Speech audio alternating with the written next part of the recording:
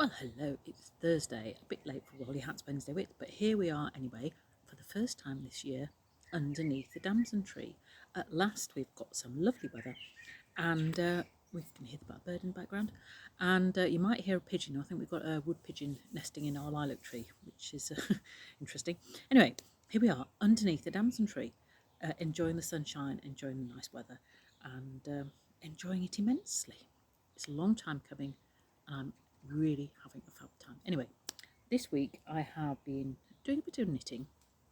Now, I showed you this a few weeks ago, I think, when I've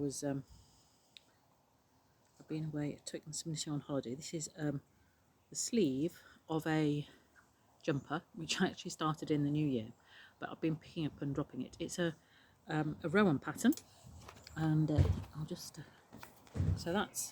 there it is. So this is magazine number 74, which is last winter's, and it's using the fairisle technique, and I'm using stash, which is great. So the stash is King Cole Merino mix, and I've got lots of this. I think I bought it for a jumper that I didn't actually knit, and the orange is Rowan felted tweed, of which I have some. So hopefully I've got enough to do it all that I should do. If not, I'll have to think on my feet and think of something else, how to finish it off. But yeah, so I'm on the first sleeve, and nice big thick rib.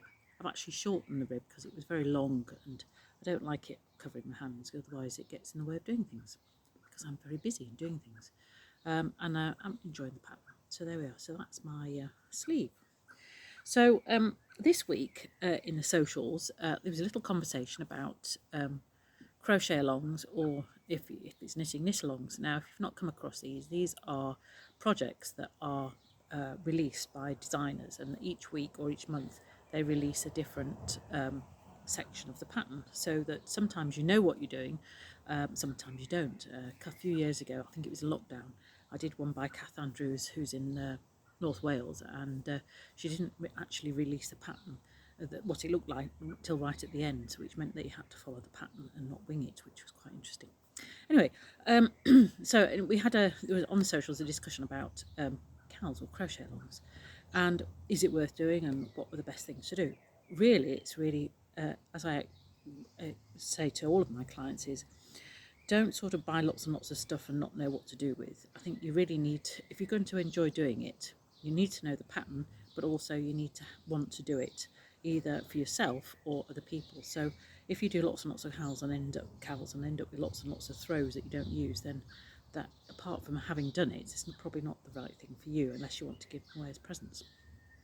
So if you're a beginner crocheter and want to do a cow, then I would point you in the direction of Attic 24, and she does lots of interesting throws using acrylic yarn. I think it's mainly Sirdar Special Double K.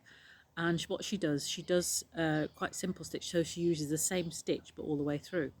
And the beauty about her work is the way she puts her colours together. So you end up with, I mean, this is not her work, but it's the kind of thing you might end up with, is a wavy pattern like that. Or you might have a straight pattern but with a slip stitch. So they're a good, if you've not done a lot of crochet before, they're a good project.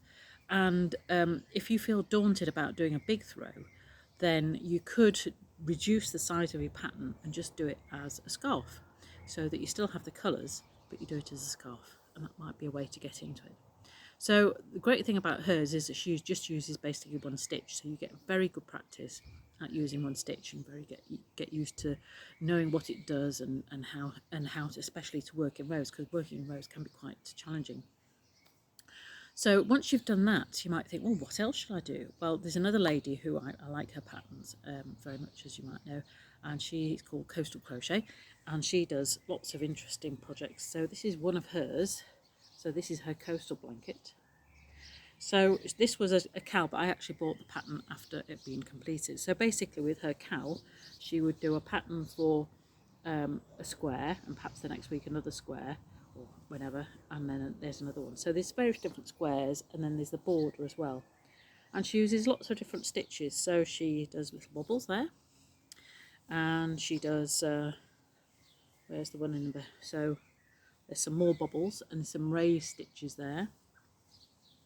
Those are raised trebles as well, or raised double trebles, or treble trebles.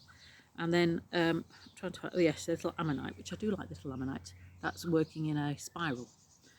So she introduces lots of different things, which is great. And the thing about a cal is usually they have instructions just for that square, so you don't get confused. But also she has they usually have a video and for each one, so that you can actually see it being done and detailed instructions. And sometimes you will have a Facebook page or a page that people can ask questions and things like that. So that's worth having a go at doing that if you want to go to the next stage. And she has some really nice patterns, and she uses colour. This one is actually in a cotton. I didn't use the yarns prescribed. I did a variety of cottons that I managed to pick up in Black Sheep and various things. But you can, when they launch the cowl, they often have a deal on the yarn as well, so it might be worth following. So once you've honed your techniques with coastal crochet, you might then want to go on to Jane Crowfoot, and she does some fantastic designs. You might know I'm halfway through. I've stalled a pattern for sunflowers, golden fields. But she does some lovely things. So again, you would get this would be released in stages, and you would get a pattern for each of the squares. So it's quite detailed, showing what to do, and also there'll be videos as well. So she does some really nice stuff, but that's probably a bit more challenging than that. But the colours are absolutely wonderful, and she does some really nice things. So there's some ideas, perhaps for your summer holiday, or perhaps an early letter to Santa Claus. So there we go. So just thought I'd be, because people have asked about it, I'll put the things in the link as well, the details in the link. So some ideas for you for your crochet in the summer. I shall be sitting a bit longer in the garden and doing a bit more knitting, and perhaps enjoying a cup of tea. And I will see you next week. Bye for now.